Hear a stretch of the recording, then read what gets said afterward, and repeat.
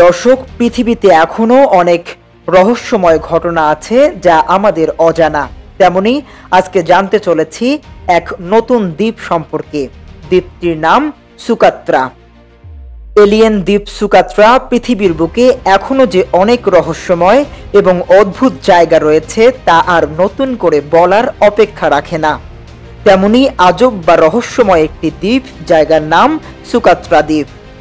এখানে তেমন কোনো আজব ঘটনা এখন পর্যন্ত ঘটেনি, তবে দ্বীপটি নিজেই যেন অপার্থিব রহস্যে ভরপুর। এখানকার জীবজগৎ, প্রাণীকুল কোনো কিছুর সাথেই পৃথিবীর অন্য কোনো স্থানের মিল নেই। যেমন অদ্ভুত দর্শনের গাছপালা এখানে, তেমনই অদ্ভুত এখানকার পশু পাখি।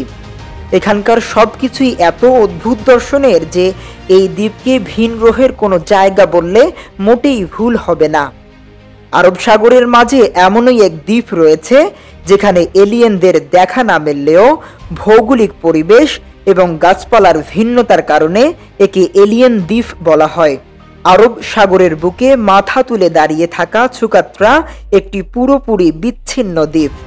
যদিও সুকাত্রাকে একটি দ্বীপ বললে ভুল হবে, কারণ এটি গোয়ার্ডাফুই চ্যানেল এবং আরব সাগরের মধ্যে অবস্থিত একটি দ্বীপপুঞ্জ, যা মোট 4টি দ্বীপের সমন্বয়ে গঠিত।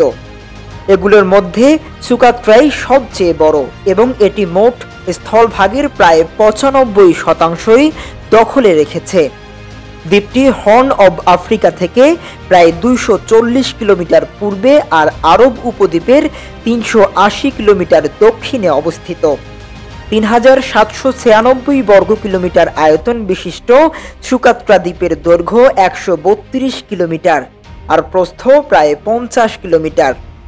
মজার ব্যাপার হলো, রাজনৈতিকভাবে দ্বীপটি ইয়েমেনের অংশ, কিন্তু সুকাত্রা সহ অন্য দ্বীপগুলো ভৌগোলিকভাবে আফ্রিকা মহাদেশের অংশ, যে কারণে ইয়েমেন দেশটি দুটি মহাদেশের মধ্যে অবস্থিত একটি দেশ হিসেবে গণ্য হয়। 2008 সালে ইউনেস্কো ওয়ার্ল্ড হেরিটেজ হিসেবে ঘোষণা করে সুকাত্রা দ্বীপকে।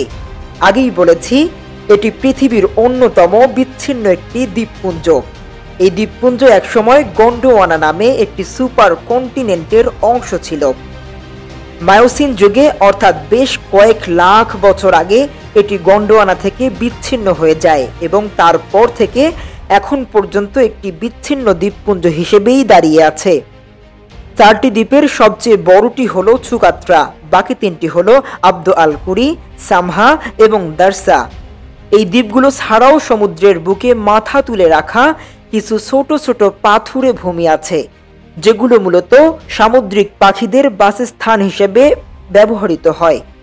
কয়েকটি প্রধান সামুদ্রিক বাণিজ্য রুটের পাশে অবস্থিত হওয়ায় এই দ্বীপপুঞ্জটি ভৌগোলিকভাবে বেশ গুরুত্বপূর্ণ, যে কারণে 2004 সালের আগ পর্যন্ত এটি ইয়েমেনের এদেন প্রদেশের নিয়ন্ত্রণে ছিল। এরপরে এটি দেশটির হার্ড মাউন্ট প্রদেশের অন্তর্ভুক্ত হয়। সর্বশেষ 2013 সালে সুকাত্রাকে একটি প্রদেশ হিসেবে ঘোষণা করে ইয়েমেন। সুকাত্রার রাজধানীর নাম হাদিবু। এটি এখনকার সবচেয়ে বড় শহর। বর্তমানে এই দ্বীপে প্রায় 60,000 মানুষের বসবাস রয়েছে। সুকাত্রা দ্বীপটির নামকরণ নিয়ে কিছুটা দ্বিমত রয়েছে। গবেষকদের মতে সুকাত্রা নামটির উৎপত্তি গ্রিক শব্দ থেকে, যা একটি প্রাচীন আরবি ভাষা থেকে উদ্ভূত হয়। 1000 খ্রিস্টপূর্বাব্দ থেকে 6ষ্ঠ খ্রিস্টাব্দের মধ্যে ইয়েমেনে কিছু উপার্জিত মধ্য প্রচলিত প্রাচীন দক্ষিণ আরবীয় ভাষা থেকেই এসেছে এই নামটি। তবে অনেকেই মনে করেন এটি গ্রিক শব্দ নয়, বরং সংস্কৃত শব্দ সুখাত্রা থেকে এর উৎপত্তি, যার অর্থ সুখ প্রদানকারক। প্রত্নতাত্ত্বিক অনুসন্ধানে জানা যায়, প্রাচীনকালে সুকাত্রা দ্বীপে ওল্ড ওয়ান লিথিক সংস্কৃতির মানুষের বাস ছিল। 2008 সালে প্রত্নতাত্ত্বিকরা হাদিবু শহরের কাছে এমন কিছু পাথরের হাতিয়ার খুঁজে পান যা 26 লাখ থেকে 17 লাখ বছর আগে পালিওলিথিক যুগের প্রাগৈতিহাসিক মানুষরা ব্যবহার করত।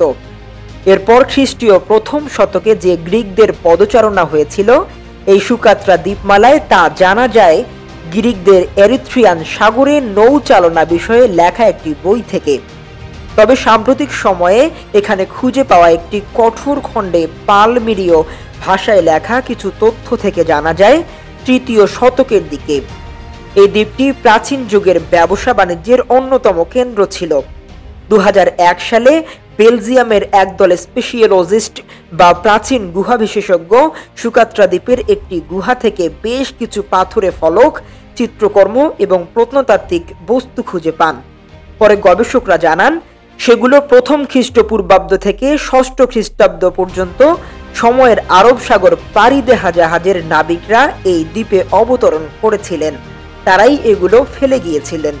শুনলে অবাক হতে পারেন, প্রস্তরখণ্ডে পাওয়া লেখাগুলোর ভেতরে বেশিরভাগই ভারতীয় ব্রাহ্মী লিপিতে রচিত, তবে দক্ষিণ আরবীয়, ইথিওপিক, গ্রিক, পালমিরীয় এবং বেক্রিয়ান লিপিও রয়েছে এগুলোর মধ্যে।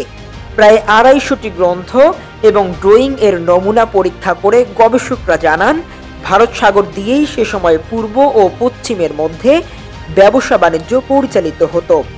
সুকাত্রা দ্বীপটিকে মূলত উষ্ণ মরুভূমির আবহাওয়া লক্ষ্য করা যায়। এখানকার গড় তাপমাত্রা ২৫ ডিগ্রি সেলসিয়াস। এখানে বছরে খুব কমই বৃষ্টিপাত হয়, তবে তা নির্দিষ্ট সময়ে না হয়ে বছর জুড়েই হয়ে থাকে। তবে উত্তর পূর্ব বর্ষা মৌসুম অর্থাৎ অক্টোবর থেকে ডিসেম্বর এখানে ৮০০ কিলোমিটার পর্যন্ত বৃষ্টিপাত হয়, আর জুন থেকে সেপ্টেম্বর পর্যন্ত দক্ষিণ পশ্চিম বর্ষা মৌসুমে দমকা বাতাসের কারণে এখানকার সমুদ্র ভীষণ উত্তাল থাকে। ঢেউ ভাঙার প্রচণ্ড শব্দের কারণে শত শত বছর ধরেই এই সময়টা ভারতীয় নাবিকদের মাঝে এখানকার সমুদ্র সুকাত্রার সিংহ বলে পরিচিত পেয়েছে।